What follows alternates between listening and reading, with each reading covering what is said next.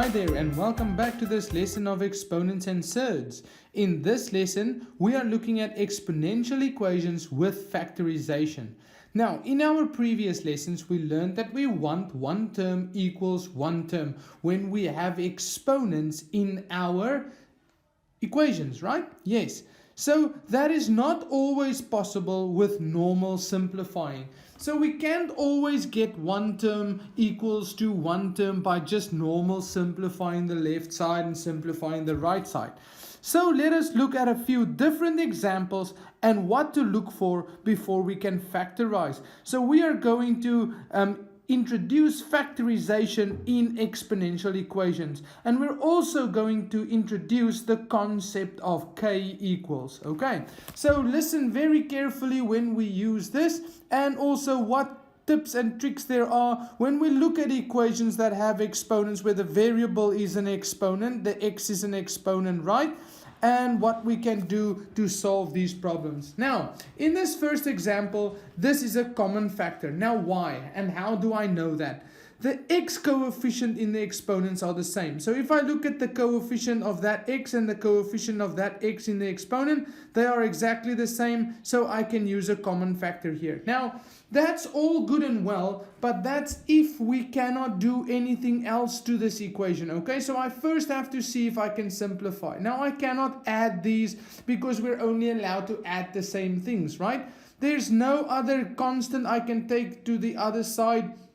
And there's also no other coefficient I can take to this side and divide with, right? Because here we have two terms, and you know we want one term equals one term before we can start solving for x. And there's no way I can make this into one term on this side if I just use normal simplifying. So I'm going to have to factorize, because in the end, factorization, that is so that we can take more than one term and change it into one term, right? So here I know it's a common factor because that coefficient is a 1, that coefficient is a 1. So I'm going to just rewrite this, and we did practice it in earlier lessons, but now we are doing it with equations. So here we go. So I am going to write this as 5 times 2 to the power of x plus, and I'm going to split this one up because I know the coefficients are exactly the same. So this will become 2 to the power of 2 equals 68. And you agree with me on this one, right? Okay, wonderful. Now, what do we do now?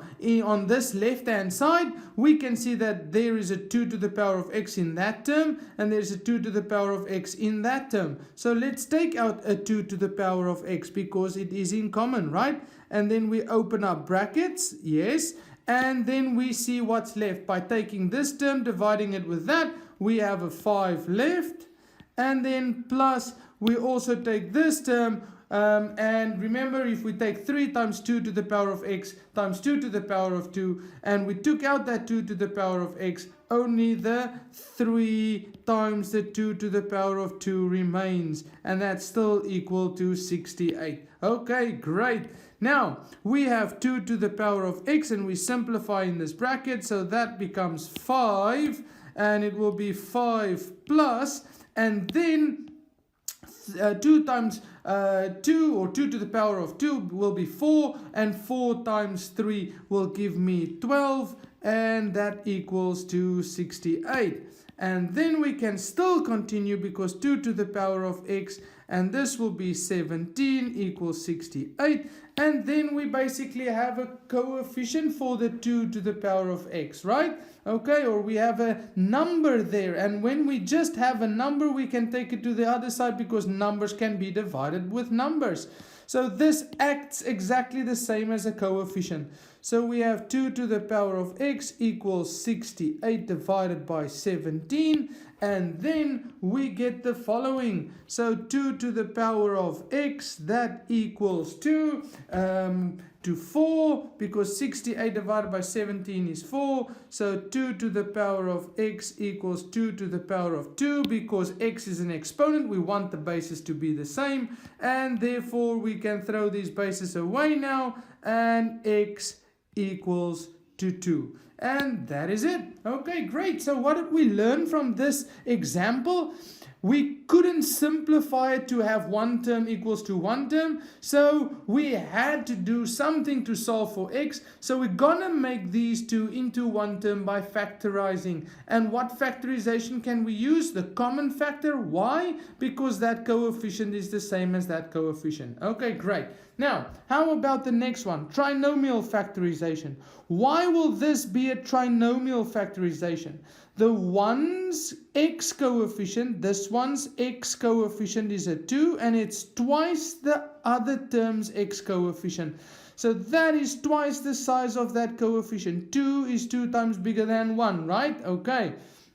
So we rewrite this as a trinomial and factorize. So here we go. And remember, there wasn't any simplification I could do here, right? So we are going to rewrite this as 3 to the power of 2x plus 6 times 3x minus 27 equals 0. Because I know that that coefficient is twice the size of that one, I can rewrite it as a trinomial, okay? And then I'm going to introduce the concept of k. To make this an easier concept for us, we are just going to take this middle term, the one that is half of that one, right? So the one with the x exponent that has a coefficient that is half of the first coefficient of the first exponent, right? Okay, so we are going to take this and we are going to equate 3 to the power of x to k. And I'm going to write that down. So we are going to make k equal to 3 to the power of x. And now look what happens. This first one, if 3x is equal to k, then this 3 to the power of 2x, and remember that is, let me show you quickly, that is 3 to the power of x times 3 to the power of x, right? Plus 6 times 3 to the power of x minus 27 equals 0. Well, you don't have to put in this step. I'm just showing you what this one will become. Since we have a k times a k, we will have k squared. Okay, that's just what I wanted to show you. So this will be 6 times k minus 27 equals 0. Why k? Because we made 3x equal to k and then we ended up with that. Now this is a normal trinomial, and then if we factorize this, and I'll show you quickly right here at the bottom how we do that, if you can remember. So this will be k squared, and then we draw a line, and I draw a line there, and we write the 27. So the factors of k squared is k, and the factors of 27 is 1 and 27 and 3 and 9. And then we close this off, and I extend the line here at the bottom a little bit. So then k times 3, that will give me 3k, and k times 9 will give me 9k. And together they must give me a plus 6, okay, when I add or subtract them. So this will be a plus 9, a minus 3, and when I have plus 9 minus 3, I'll get a plus 6, the middle term, right? And then I can also check by multiplying the minus with the plus. I get that minus times a plus is a minus, which is that minus. So these are the middle terms, and then we carry over this minus to there, so we write it as minus 3. We carry this plus over to there, so it will be a plus 9, and then we just put that one in brackets and that one and those two, and then we end up with k minus 3 and k plus 9 equals 0. And in this case, k equals 3 or k equals minus 9, right? Okay, great. You remember this from the factorization lessons. If not, go back and restudy those lessons. And now we have to quickly go and see, because k equals 3 and k equals minus 9. And remember, k is 3x, and we still want to find out what x is. So we have 3 to the power of x, which will be equal to 3, or 3 to the power of x equals minus 9. Now, in this case, here we have the bases are the same, so the exponents will be the same. And what is that exponent there? Yes, it's a 1. So x equals 1. And in this one, there is no solution, okay? So we cannot make 3 to the power of x equal to minus 9 because 3 to the power of anything will always be greater than 0. So this one has no solution, okay? And you have to go and check. So no solution for that one. Now let's go and try the third question here. Now there's also something for you to learn here because we cannot use simplification here to make this left side into one term. And remember, we want one term equals one term because x is an exponent. So, but the coefficient here is not the same also, and because that is a minus 1 and that one is a 1, so we are going to have to factorize, but we can't use a common factor because of the coefficients. We also cannot use trinomial because that exponent is not twice the size of that exponent, or that one is not twice the size of that one. So what are we going to do? The first thing is, let's just rewrite these bases and exponents and we split them up. So I'm going to have 2 to the power of x times 2 to the power of 1 plus 2 to the power of 3 times 2 to the power of minus x equals 17. And now, from here, we can see that we have a negative exponent there. So I can continue with that one, and I'm going to rewrite it as 2 to the power of 3 times, and then this will become 1 over 2x equals 17. Now, here I have 2x, there I have 2x. So I'm going to introduce k again, because there was no other factorization I can do. So I'm going to use k because the coefficients in the beginning were not the same, right? So let's make k equal to 2 to the power of x. So in this case, k equals 2 to the power of x. And I'm just going to write it next to that k. And then we are going to quickly put k in the place of 2x. So this becomes, if I put the k in there, it will become 2k, right? Okay, and I'm going to swap them around so long because then it looks neat. 2k plus 8 times 1 over k equals 17. Now, here I have an equation with a fraction in it, right? And you remember that if we have an equation with a fraction in it, we are going to multiply with the LCM of the denominators. Now that's the denominator k, so I'm going to multiply right through with a k. And I'm going to write it here so that everyone knows what I'm doing. So this will become 2 times k to the power of 2 plus this will become 8 and this will become 17k. Okay, because you can try that. 2k times k is 2k squared. 8 times 1 over k times k, the k's will fall away and it will just be an 8, and 17 times k is 17k. And now we have an equation with a square in it, so we are going to have to factorize by taking this 17k to the other side, and we have a plus 8 and we equate it to 0. And again we have trinomial factorization, and if you do the factorization, which I'm not going to do right now, you will end up with 2k minus 1 and you will have k minus 8 equals 0. So now we know that k equals a half or k equals 8. And then we put back the 2x in k's place. So now the k here will become a 2x. So we will have 2 to the power of x, which is equal to a half. And then we know that 2 to the power of x equals 2 to the power of negative 1. And x equals a minus 1, right? And the other side, or 2 to the power of x equals 8, and then we have 2 to the power of x, which is 2 to the power of 3, so x equals 3. And then we are basically done.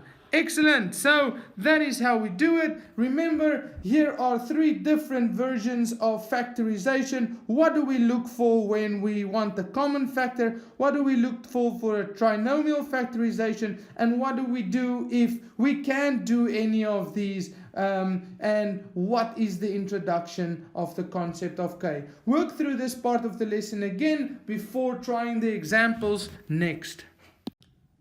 Now this may seem like a tough section to you, but it's not. Just remember what we are looking for. We're trying to simplify this because x is an exponent and we want one term equal one term so we can make the basis the same. But there's no simplification I can do here. So what must I do? I want one term equal one term. So we are going to factorize. How do we factorize? We first look if the coefficients are the same. That's a 1 and that's a 1. Wonderful. So a common factor exists. So let's just split this one up quickly, and then we will have this equals to 80. I can take out a 3 to the power of x, and then what is left? The 3 to the power of 2 minus 3 to the power of negative 2 equals 80. Now, how did I get these answer in the brackets? We take that term divided by the common factor, 3 to the power of 2 is left. We take that term divided by the common factor, and the 3 to the power of negative 2 is left, right?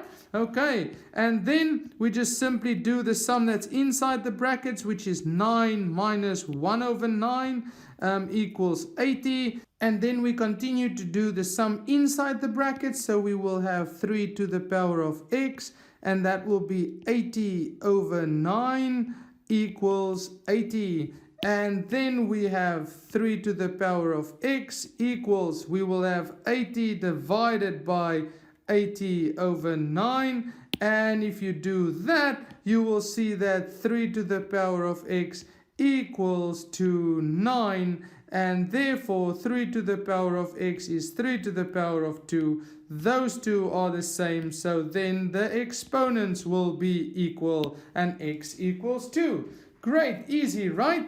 Wonderful. Now, let's look at this example. Well, here I can easily see that I cannot do any simplification on the left side, nothing I can do on the right. So I'm going to have to factorize, so I end up with one term equal one term. But that coefficient is twice the size of that coefficient. So this is basically a trinomial. So let's write this in trinomial form. It will be 2 to the power of 2x minus 3 times 2 to the power of x plus 2 equals 0. And now we have the trinomial, and I'm going to introduce k. So k equals 2 to the power of x. Now, if you're unsure, you want to change 2 to the power of x to k, well, 2 to the power of 2x, that will be 2 to the power of 2x is the same as 2 to the power of x times 2 to the power of x, right? So we have k times k, which will be k squared. So we have k squared minus 3 times k plus 2 equals 0. And then we basically go and we do normal factorization for this trinomial. And then we will see that we end up with, and I'll do it here at the bottom so that you can see how the trinomial works.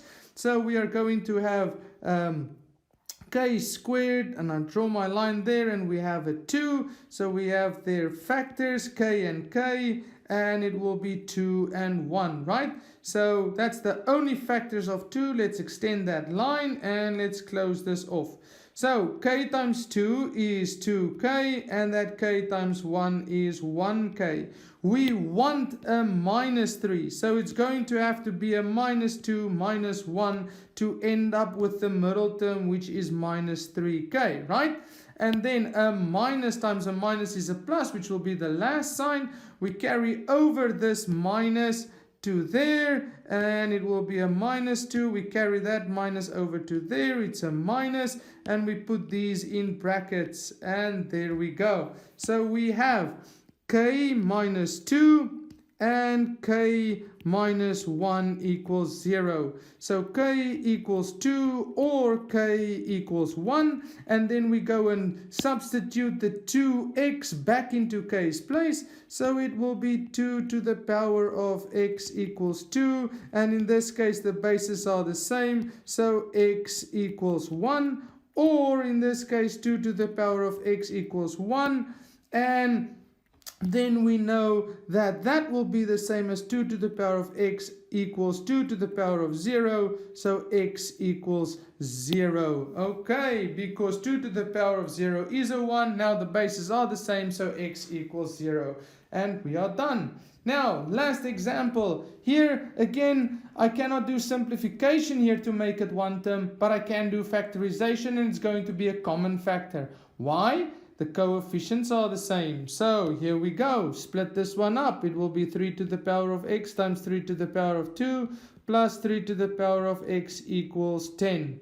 And then take out the common factor, 3 to the power of x, and we have 3 to the power of 2 plus 1 equals 10. So we have 3 to the power of x, and 9 plus 1 equals 10.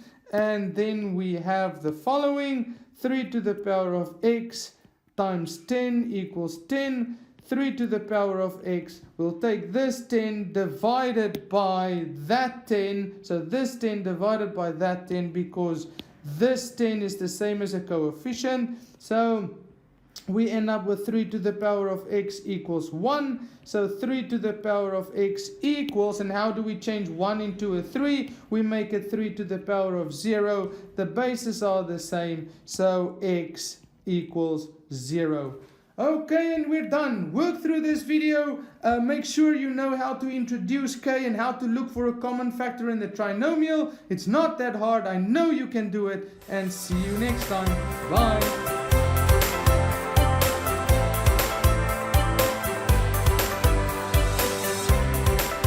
This is your host Richard T, and thank you for joining us. Please visit our website mathsa.co.za for free guided exam tutorials.